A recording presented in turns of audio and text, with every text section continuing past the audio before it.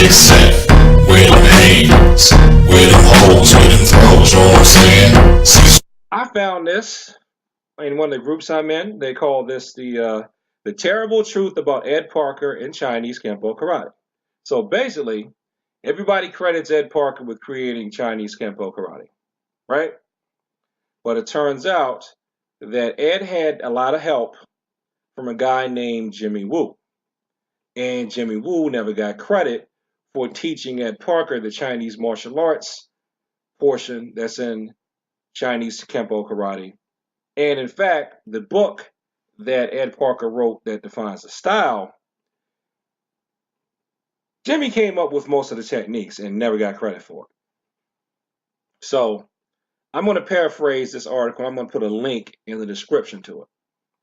So basically, part of the problem or part of the terrible truth is that when Ed Parker has started teaching, according to this article, he was a very good teacher, but he was only a brown belt. And if you don't know, in a lot of styles, brown belt's not supposed to be enough for you to fly without a net. I think you can in BJJ, but not in your Taekwondo and karate styles.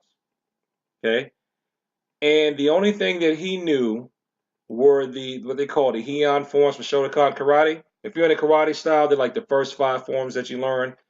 And I learned them from Tang Sudo / Okinawan karate. We called them Pinans, 1, 2, 3, 4, 5. These are the forms that General Choi's ITF Taekwondo, his lower belt forms, a lot of them are based on the Pinan stuff.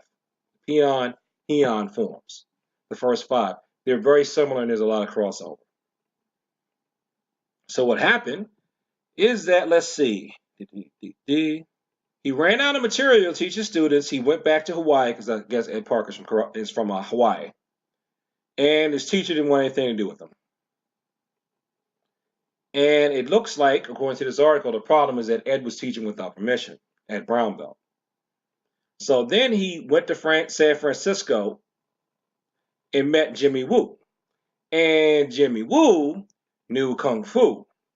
So Jimmy Woo started working on Kung Fu forms and materials to come up with these forms that they were going to have for their version of Kenpo. And Ed took these forms and started teaching them. But then, it says here, to complicate matters further, Ed asked Jimmy to write a book with him on what they were doing, and Jimmy spent his days writing Kenpo, teaching Ed and some of his students, all while still being deficient in the English language. So it looks like Jimmy wasn't very fluent in English, but he was helping Ed come up with the structure for Chinese Kenpo. And to make a long story short, when he started working on the book, Ed Parker basically has his name on the book, and there's no mention of Jimmy Woo anywhere on the book, and a lot of people don't even know that Jimmy Woo had anything to do with it. So, according to this article. Now, here's the question. Here's asked in the last part of this article. He had been teaching, writing, and then he had been betrayed. Now, is this story true, or is it a pack of lies? I personally don't know if it's true or not.